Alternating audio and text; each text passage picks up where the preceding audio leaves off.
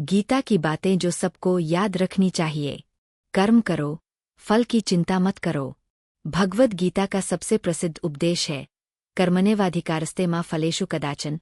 इसका अर्थ है कि मनुष्य को सिर्फ अपने कर्म करने का अधिकार है, फल पर नहीं।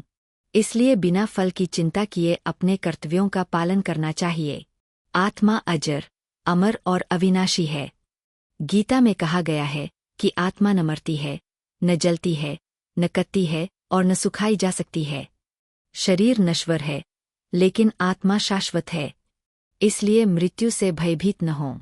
जो हुआ अच्छा हुआ, जो हो रहा है अच्छा हो रहा है। भगवान श्री कृष्ण अर्जुन से कहते हैं कि हर चीज एक उद्देश्य से होती है। जो बीत गया उसे भूलकर वर्तमान में जीना और भविष्य पर विश्वास रखना चाहिए।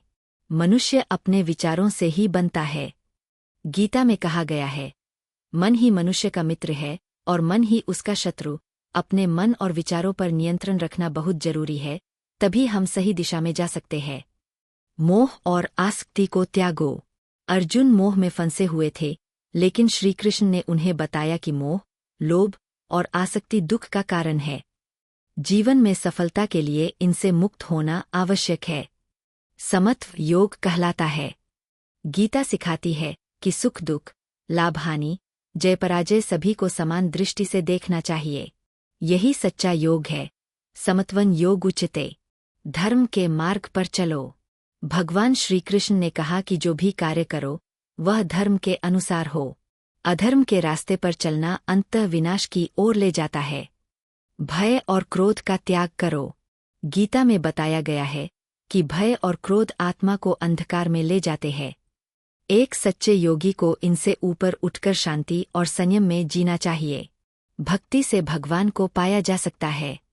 श्री कृष्ण कहते हैं, जो मेरी भक्ति करता है मैं उसे कभी नहीं छोड़ता। सच्ची श्रद्धा और विश्वास से भगवान को पाया जा सकता है, चाहे कोई भी हो। सच्चा ज्ञान ही मुक्ति का मार्ग है।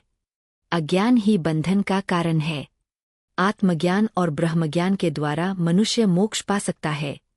ज्ञान से अंधकार मिटता है और जीवन में प्रकाश आता है।